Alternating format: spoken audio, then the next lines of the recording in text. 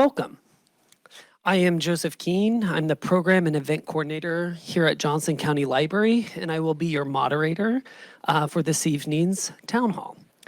Our mission at the library is to provide access to ideas, information, experiences, and materials that support and enrich people's lives. And what better way to fulfill this mission than bringing together some of the art leaders for a discussion this evening entitled KC COVID Art Recession, Who Thrived, Who Survived, Who Still Needs Help. The format for tonight's program is set up like a town hall. For the first half, I will ask the panelists some questions to get the conversation going. The second half, we will open the floor to audience questions. So if you have questions, get your thinking caps on and go ahead and write those down, and we'll ask those in the second half of the program.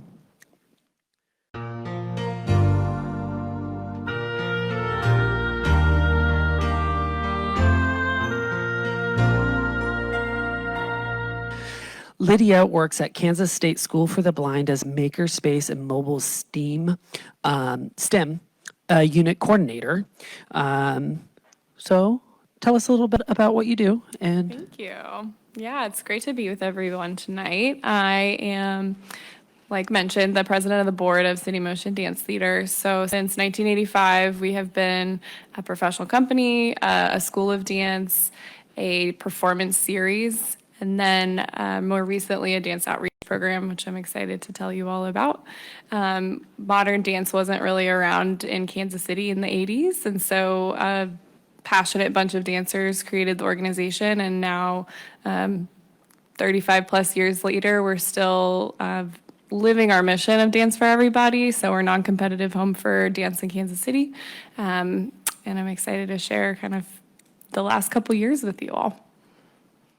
Thank you, Lydia. And to the right of Lydia is Sarah. And Sarah is the Executive Director of the Arts Council in Johnson County. She has been there for 15 years, as well as served on local nonprofit boards and state and national advisory committees. Most recently, she has been appointed as a commissioner of the Kansas Creative Arts Industry, KCAIC, commissioner. Sarah has served as program manager for organizational supports at the Kansas Arts Commission. While at KAC, Sarah coordinated professional development workshops for arts and cultural organizations and managed 2 community-based arts grant programs. Tell us a little bit more, Sarah. Well, sure, happy to. And thank you for having me this afternoon or evening, I guess it is. Technically, I'm on vacation, so I don't know what time it is right now or what day it is. The Arts Council is a nonprofit arts organization. We serve the community of Johnson County. And so our mission is to enhance the quality or strengthen the arts and enhance the quality of life in Johnson County. And we do that primarily through education as advocacy. So unlike Lydia and Dameron and Susanna's programs, we're more, maybe closer to GUILDit, we're more advocacy based. So a lot of research, community convenings, conversations, and I'm excited to talk about the work that we've been doing over the last 3 years to help serve our community. Thank you, Sarah. To the right of Sarah is Susanna. Susanna is the founder and executive director of GUILDit. She is also a painter, illustrator, designer, and educator. I also have to do this plug for Susanna. She's the one that organized the panel discussion this evening, so let's give some props there. Yeah. Her work has been exhibited in Iowa, Missouri, and Kansas, plus shows on ABC's Extreme Home Makeover. I so want to know what was shown on that. She has worked for the Kansas City Art Institute, Hallmark, Sprint, and contracted with many local-owned businesses. Tell us a little bit more. Yeah, well, thank you for coming tonight, and tell you a little bit more about GUILDit. We started 7 years ago. We help artists grow their businesses, and we invite the audience or the patrons to our audience, and we do many events like these. Majority have been monthly forums. We are actually, though, transitioning into an arts center, and we have 2 locations we scouted over the last several months, and we're looking forward to choosing between those next week. So And we'll have a big announcement soon, probably at the beginning of September. Super exciting. I tried to get a little more information out of Susanna, and she's like, no, I can't say anything. So be on the lookout for that information. And finally, to conclude the panelists for this evening is Dameron, who is the founder and executive artistic director of the Black Repertory Theater of Kansas City. He spent his formative years in Kansas City. He has worked on most stages Kansas City has to offer. I've seen some of your productions, yes. Working nationally, he's performed Raisin in the Sun, The Full Monty, and Children of Eden at places such as the Paper Mill Playhouse in New Jersey, and the Guthrie Theater in Minneapolis, and the Palace in New Hampshire. So with 27 shows in 7 seasons, is that correct? That's a lot. Dameron is hopeful about the future of theater scene here locally. Tell us a little bit more. Absolutely. I grew up here in the greater Kansas City area and grew up doing theater and loving theater, first starting with Theater for Young America and the Coterie Theater. So I'm sure many of you have been through there over the years. So that's where I really got my education, was on our feet at every theater in this town, from community theater to professional theater. I became a professional actor at the age of 17, understudying the great Danny Cox at the American Heartland Theater in the very first production that I would do of Ain't Misbehavin' in the country. I went to school in New York City, came back to Kansas City, worked for a while, but returned to New York, lived there for 20 years before coming back to Kansas City to open this company. The Black Repertory Theater of Kansas City is a passion project for me.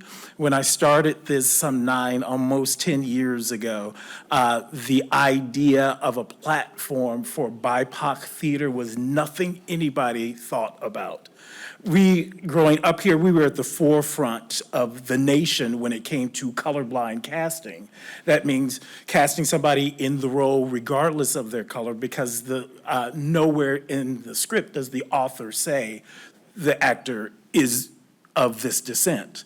And so we were doing a really great job for that time period. But as we move through that, we also come to understand the importance of a diverse, not only workplace, but also platforms for all of us to sort of come together and learn about one another. And so that's what the founding of the Black Repertory Theater of Kansas City was all about.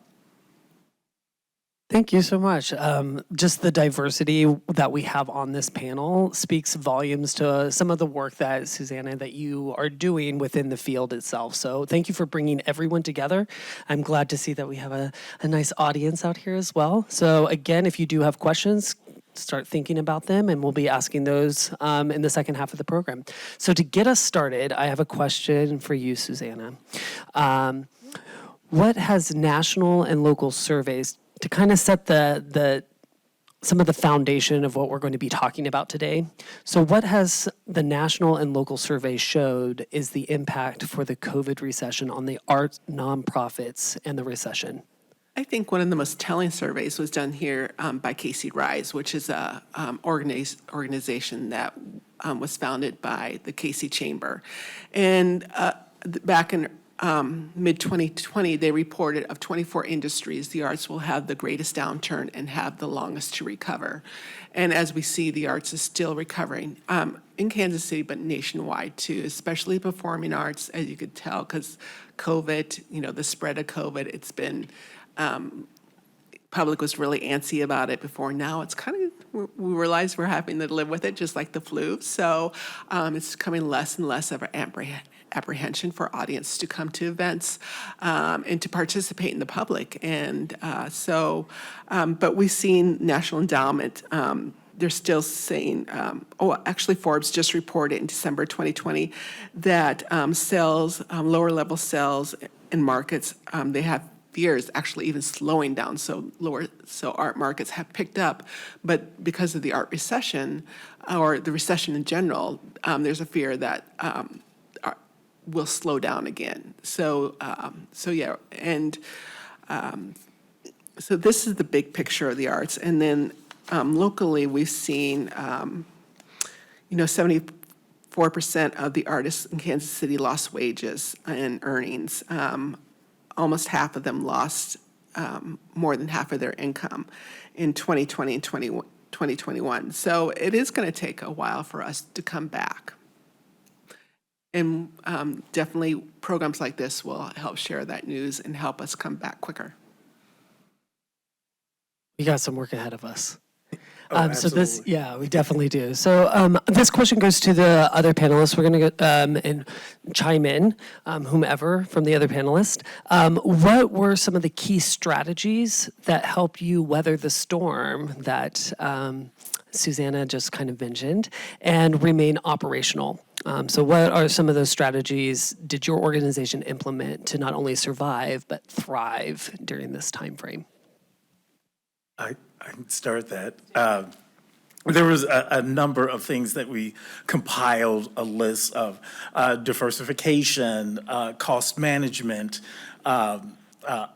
customer focus, and as Susanna was saying, that when you look at it as 7 months into COVID, bars and restaurants came back. Granted, you had to have a mask, you had to sit down. One of my dear friends reached out to me and said, "Damron, you have no business coming here and work at my bar so that you can have some change to pay your rent." But they were coming back 7 months, so it would be another year for us to think that we were coming back. A lot of us, through diversification, how do you diversify live theater?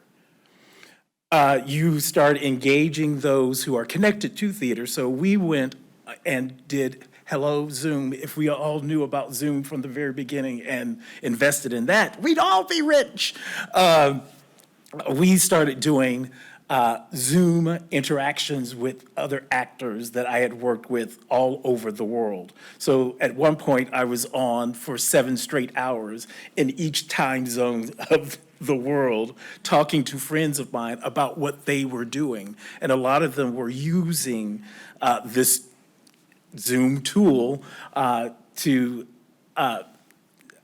bring to the public their other art forms, their other loves, their love for music. My musical theater folks would come on and do write their own music, do original works and that sort of thing. And we sort of use that as an engagement with the artists so that they too could thrive because their art was basically sanctioned because if in the professional theater, we not only had to deal with state and local restrictions, but also the union wouldn't allow us to perform.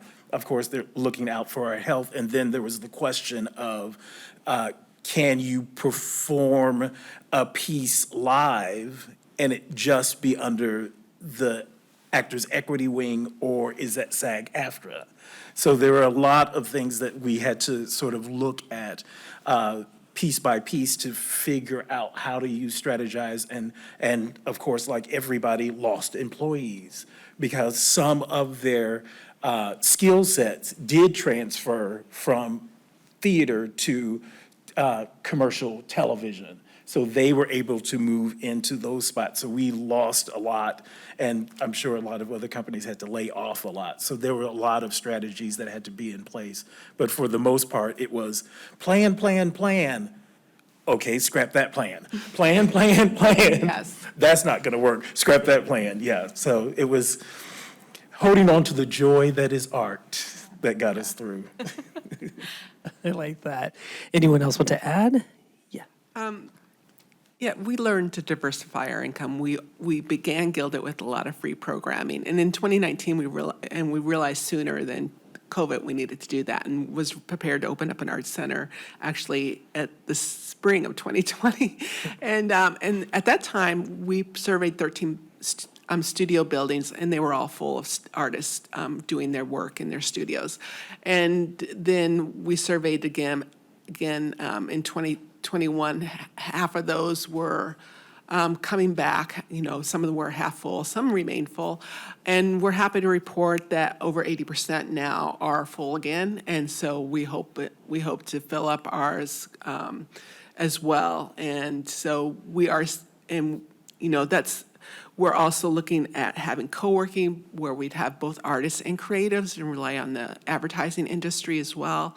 So we're looking not only to diversify our income, but to diversify our customer in order to keep, strong revenue streams coming in. So Lydia, what strategies Yeah, did you all I'm use? preparing to respond because a lot of the same things were going through our board's minds as we had to let all of our staff go. Granted, they were all contractors, but we started with listening, so doing the Zoom meetings and identifying our stakeholders. And then we were renters at the time, and so we had to make the tough call to move out of our studio spaces and then try to do dance online. A lot of our teachers hated it. If you can imagine, tap dance in a Zoom call just doesn't work well.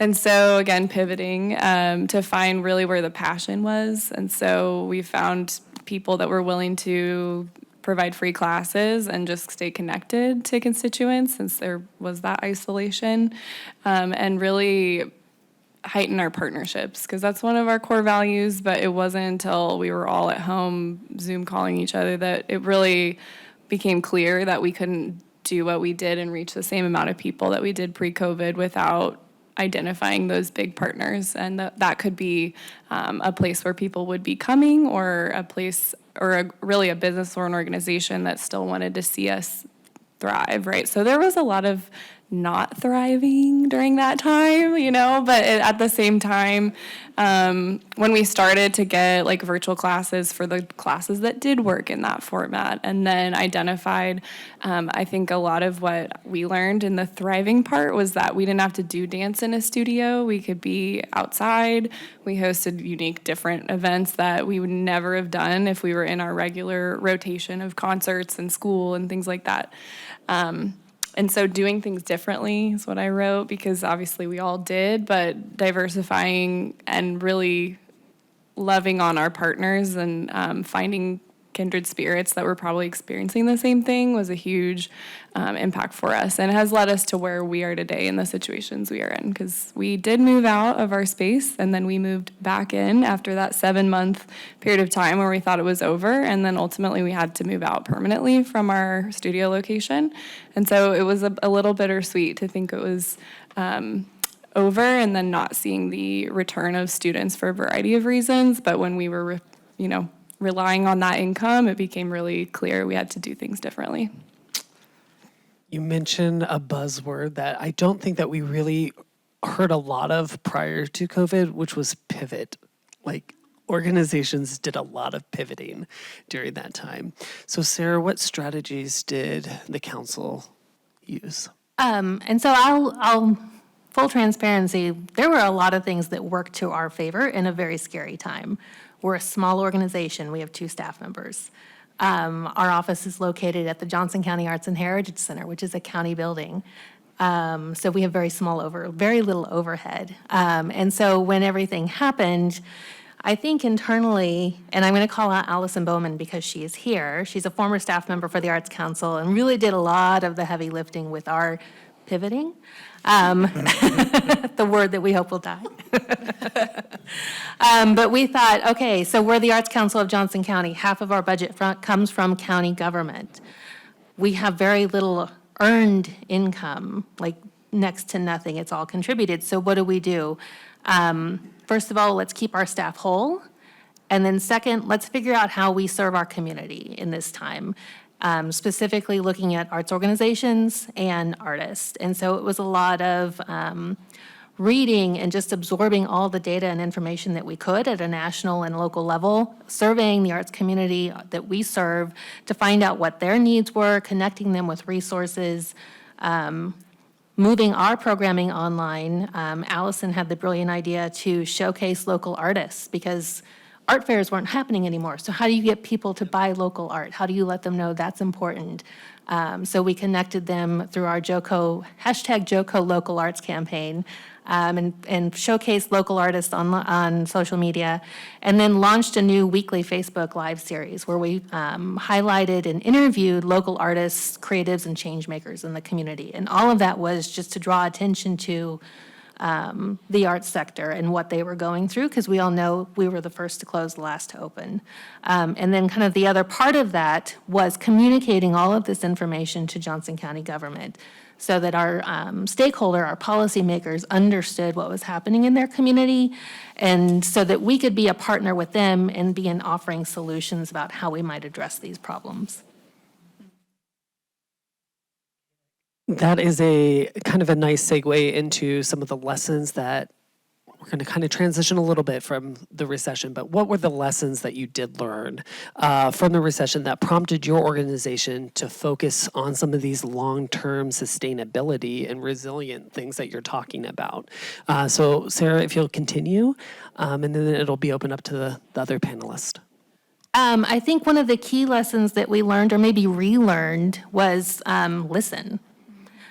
So listen to your community, ask them what they're going through, ask them what they're experiencing, and give them an opportunity to share.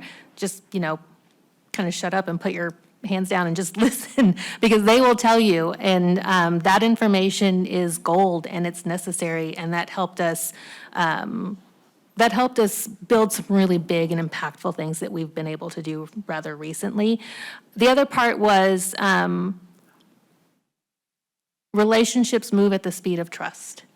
And a lot of this was building trust, or a lot of the work that we wanted to do, or that we knew we needed to do, will continue to be relationship based. So we needed to make sure that we weren't jumping ahead of our constituents, jumping ahead of our partners, but understanding, again, what their needs are, asking how we can work together, putting artists at the table to direct how we develop these things, and do that in a way where we build trust and they know that we're going to do what we say and say what we do. I will just add to the trust is transparency level.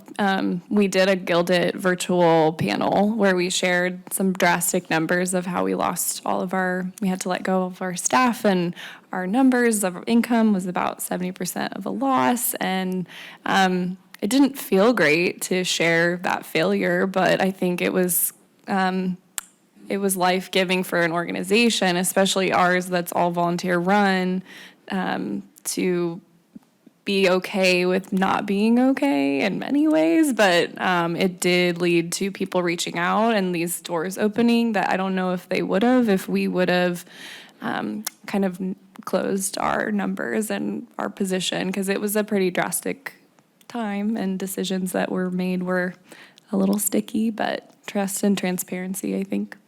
You're also speaking to vulnerability of like the humility that the arts do allow us to provide sometimes, that humility and being vulnerable to show that humility as well. Yeah. So I see you're itching to answer this as well.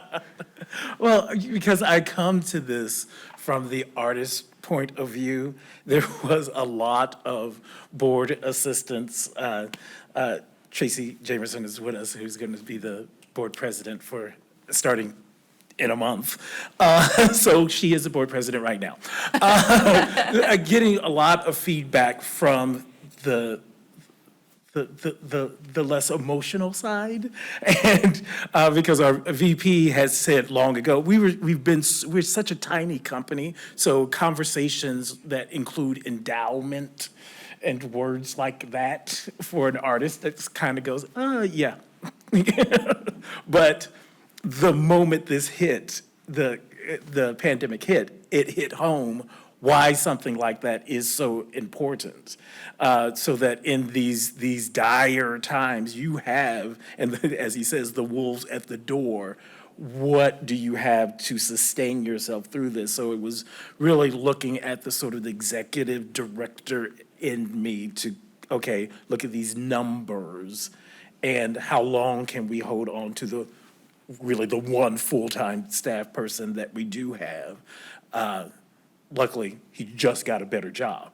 So it wasn't me having to let him go. It was, he found something else. So that was great. But just that sense of that vulnerability of, oh, we've got to tell people this or this ship is going down. Looking at you now.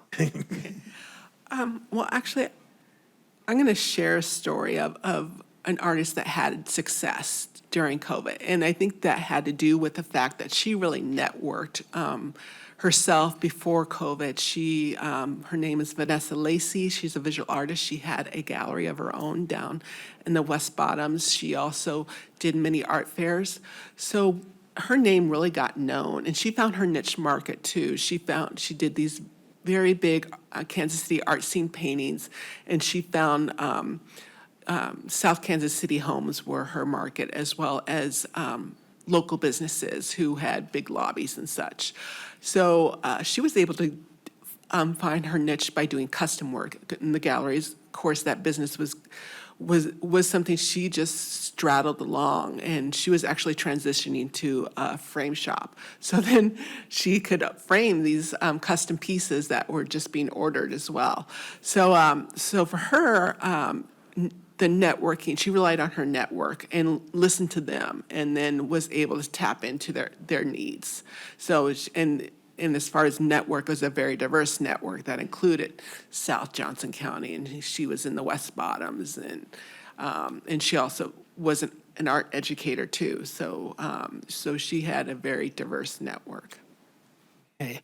So you're speaking to some of the artists that you've worked with, obviously. So I'm going to continue on with this kind of question for everyone here is, how are you currently approaching this kind of recovery phase, and what steps are you taking to support artists and their works? Are there, many of you have mentioned like leaning on partnerships, like what partnerships have or collaborations have been effective in aiding this kind of recovery? Who wants to go? For us, the Black Repertory Theater of Kansas City, for me, is 3 different companies that I'm running at one time. 2 of them are educational components. Our RISE Repertory In-School Empowerment Program, we engage students at Ruskin High School Center and Grandview High Schools, engaging them through playwriting. So we teach them an outline of a play, and from that, through theater games like Zip, Zap, Zop and things like that, listening games, they develop a theme or come up with an idea for their play, prose, or poetry. And so that's what happens in the first half of the semester. Second half, they flush those out and they come up with these brilliant pieces that we have then taken a step further and given them a public performance at the Fringe Festival. So that's one business. The other business is the summer programming that we do for students, 4 weeks in the month of June at the Gem Theater, and we take them through a dance class, a music class, a drama class, set design / props and costumes class. And each of those classes, everything they're working on, the curriculum is tied to a show. So at the end, boom, they're doing the Lion King 2 shows on one evening. So, I mean, it's those sort of partnerships because we bring in artists that are Christopher Barksdale Burns from KCB to teach the choreography, or Mr. Gerald from AFIA, who is a musician himself, a saxophonist, who becomes the MD. So we utilize those artists from the community for the in-person, and then when we had to be online, we did the same thing with those students via Zoom. But currently, we're in partnership with the Lewis and Shirley White Theater at the J. And every year we choose one show that we co-produce together.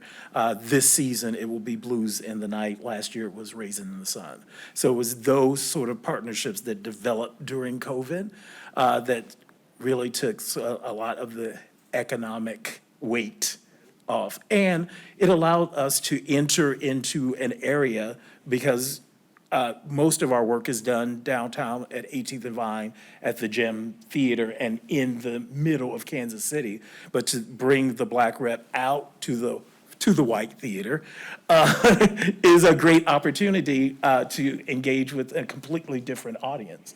So it certainly helps us 2, 3, several folds.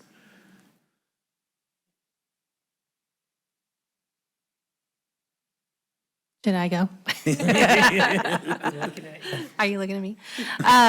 So ours is a little bit of a different approach. Again, a little bit of a different organization. We're more like the administrative suit type. So one of the things that the Arts Council did, and this has been, man, like a 2.5, 3-year process, is in 2021, like I mentioned, sustainability, bring artists and have them at the table leading these projects.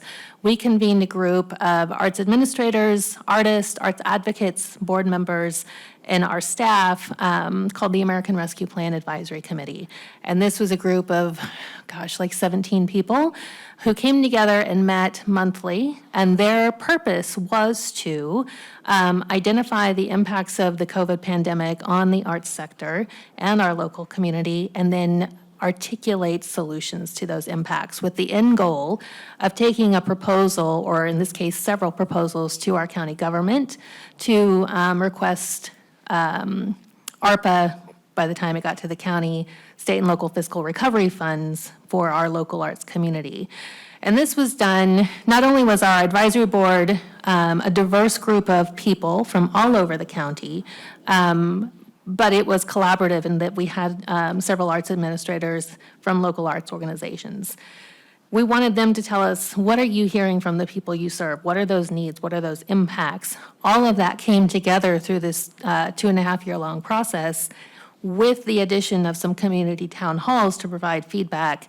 Ultimately, what this led to were 4 organizations working together to submit proposals to our county to ask for a little over $2 million in COVID recovery support. The partnerships were with Interurban Art House, JCPRD Culture Division, Arts Council, and Emporia State University's Art Therapy Program. We were successful in that effort, and so now we are in the process of implementing those programs. What I think we are most excited about is everything was community-driven. So if we didn't hear from the community that was a priority, it's not something that we enacted. So you were talking to me a little bit earlier about these kind of, prior to this panel discussion, we had kind of a pre-discussion.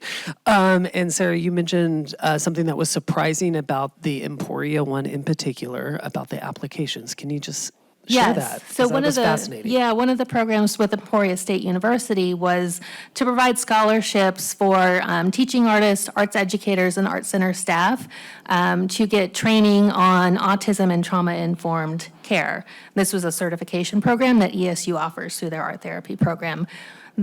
The funding that we requested covered, I think, 30 scholarships. We thought that we would have to go beg people to apply.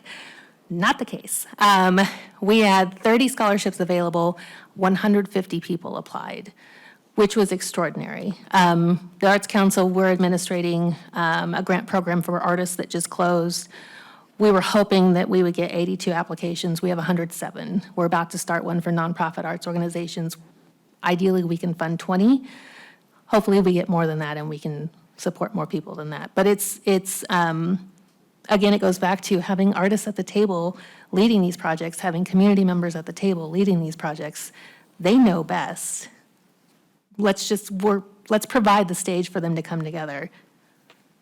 So a recurring word that's been coming up quite a bit is like diversity or diversifying your stakeholders in some capacity.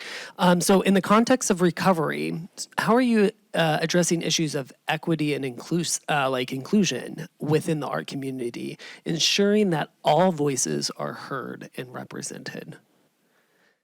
I can start on this one. So this is partly in response to that earlier question too, but we're primarily an organization sustained by enrollments of students for our school. And when our school moved out, we no longer had that source of income. And so we relied heavily on grants. And Kansas City is a very philanthropic city, as we know. And so we were looking for not just the same old grants that we've always applied for, but the COVID money grants, but also a way to really impact a bigger audience, since doing things differently was a big part of our learning experience with the pandemic. And so we identified a Health Forward Foundation grant that was a applicant defined, but it was really in line with equity and looking at the city through a lens of for us, where is dance not available and what communities would benefit from the mental and physical health benefits of dance that we know and love, but isn't always accessible due to a lot of different barriers. And so we kind of heightened our partnership. So the Linwood YMCA was a great partner for us through a lot of different relationships, but also just learning the communities that they serve, which is 97% students are on free and reduced lunch.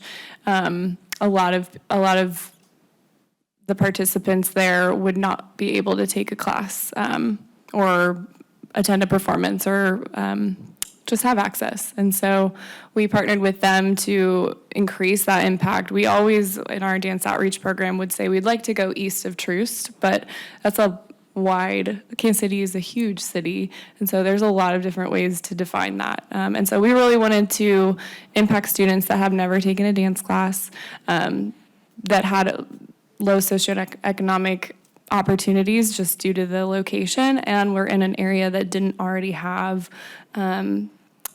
organizations or studios. And so this was a long shot for us because we've never done anything like this. We've run a school for 30 years, but never in a way that was free.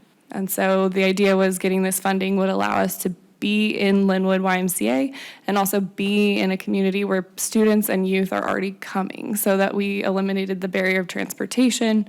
And so also having clear access to teachers that looked like them and that were representing different groups, because dance inherently has different ethnic backgrounds and ties, so that's always been a part. Our ethnic dance program kind of died during COVID, and so we were trying to rebuild our West African dance or Bollywood or ways for people to access culture with their bodies. And so long story short, we got a grant. It's the biggest grant we've ever received, and we're still able to provide free classes at the Linwood YMCA for anybody, 0 to 100, and anybody. And that also includes ability level. I also work at the School for the Blind, so just increasing our outreach. I think I was crunching the numbers, and in 2020, we did 3 outreach events, and then in 2019, pre-COVID, we did 3 outreach events.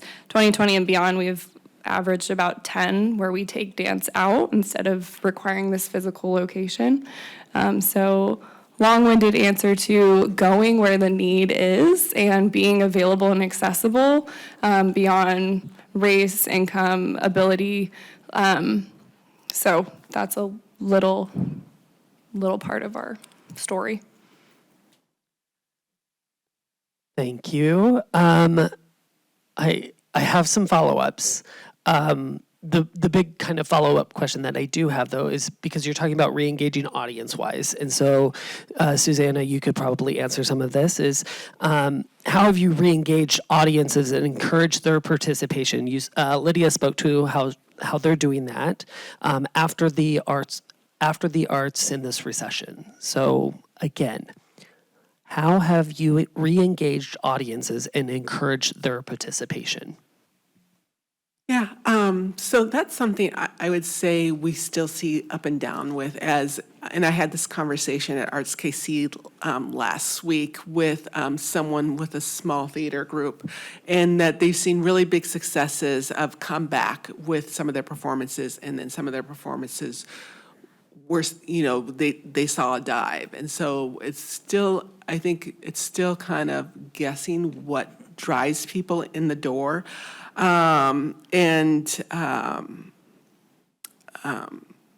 Yeah, and definitely though our online audience has been there, we've seen it tripled. We were doing filming before COVID, now on Facebook Live, and we've seen those numbers tripled. We've seen them even, in some cases, tenfolds. But with that too, you don't have as large an interaction piece. So we are moving to less interactive events and more educational events like this. So you spoke a little bit about some of the digital platforms, and I know that all of us kind of had to be forced, all of you've been forced into that digital world now. So are there other platforms or tools that you've had to embrace? You mentioned Facebook as one that you've embraced to enhance audience engagement and maybe some artist support. Are there other platforms? I know you mentioned Zoom. Are there others that you would like to talk about? Well, I mean, and to sort of intertwine all of those, I started the Black Rep for the very purpose of inherently in the greater Kansas City area, there's no theaters east of Troost. And so when I was coming up east of Troost, our family moved out south, and then I was introduced to Theater Under the Stars, Theater in the Park, and then Leewood Stage came along. So that was the impetus of starting this company, is to take art to the people and build a platform, therefore, that everybody can then come and enjoy it. And for any really avid theater lover, this does not do it. I mean, you'll watch a PBS performance that has Felicia Rashad or name your favorite Broadway star, because the likelihood of you getting to New York and being inside of the Broadway house, for some people, for everybody, it's quite costly. But some people can afford to go to New York and see a Bernadette Peters performance. A lot of people cannot. So, but there's something about being in a room with a bunch of strangers and having a shared experience that can only come from live theater. So may we never have to go back to the box to do a show, but it is really a great tool, like for our students, just so we can sort of engage students this way. We can do lessons with students this way. So when it came along, it did provide something for us all that was new. But again, the tactileness of theater has to be enjoyed this way. Yeah, I should add too, we are looking at, one of the locations we're looking at is within an area that's never had arts before, or an arts center or a nonprofit arts center. So in this location, the closest arts center is, nonprofit arts center is 70 blocks away. So that just indicates, we're going to try dip our feet possibly in a new market and bring the arts where it hasn't been, and see how that community, both financially and participation-wise, supports it. So. I can add to, just again on the transparency train, like going into a community and bringing something in, I think, is like a sensitive topic too. I mean, something our board wanted to make sure we were doing like authentically. And so the more you can also enrich like the talent that's there, right, and give them those opportunities, and then maybe provide what's unique to that space, because it's there. It's just also being like sensitive, not to bring it all in, but like nourish it from where the roots are. And I will say our board mostly prefers online board meetings now, so Zoom did that for us. But we do offer now like one virtual stretch class, right, is like a program that works online. Every other technical thing, I guess social media, I mean, it's just a huge way to talk to people, but also realizing like certain people don't get their information that way. So also making sure you're talking, going to community events, showing up at neighborhood associations. Now that we can do that again, it's really rekindled like a lot for us. So that's super old school, but I still see the value of that stuff too. I don't know if you guys have found that. I have one last question, but before I ask the question, I want to make sure that the audience, if you have a question, just raise your hand. I'm going to ask this last question, and then we'll get to your questions, okay? So, based on your experience, panelists, each one of you, what advice would you offer to artists seeking to recover or thrive through this post-recession? Are there key takeaways that you just want to make sure that they have? Some guiding principles for navigating these uncertain times? I love the collaborative efforts because Black Rep was a presenter for GUILDit, I think in our third season. It's been I think, yeah, we were both young. Yeah. We're 7. How old are you? 8. This will be the 8th season. Yeah, this will be our 8th. Yeah. And So rely on your community is your strongest point of foundation because it exists here, how you can partner up and then lift up. And there's people wanting to help you. Like we had Paul Tyler at Arts KC at that meeting, and he really took Dameron aside and said, these are the foundations you want to apply for, et cetera, so forth. And then for Lydia's organization, we put them in touch with Commerce Bank in 2020, which was an organization, too, we were seeking grants from. But we really championed their story because they're a 40-year organization, and they're a strong foundation to the art community, and we definitely didn't want to lose that, and we don't want to lose that. And I'm glad to see that they're making their way back. So I think one of the benefits, there are a lot, but I think one of the benefits of working within the arts sector is I've never met anyone in the arts who's not been helpful.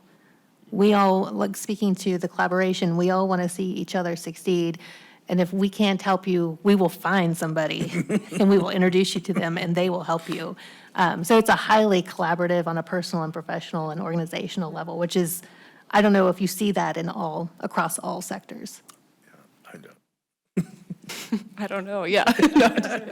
I also would say know what your worth is and go for that, because like our artistic co-directors, we went through a transition. The 3 that led us through COVID were not getting paid to do the work that they were doing, and they just did it because they loved dance and they believed in our mission. And so we made it a point to find funding and identify grants to pay the new artistic directors that carried that vision currently now. And, if you don't budget for it, it's not going to happen. And so as much as we didn't see the money, we didn't see it, we finally said, this is something we are demanding. We need to pay these people humbly what they're worth. And we found it, look at that. So I think on a real financial level, just knowing what your worth is and going for that.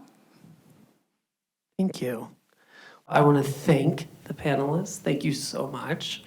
I'm going to walk away with these, yes, give them a round of applause. So some quotes that I wrote down that I think that all of us can leave with was our relationships move at the speed of trust.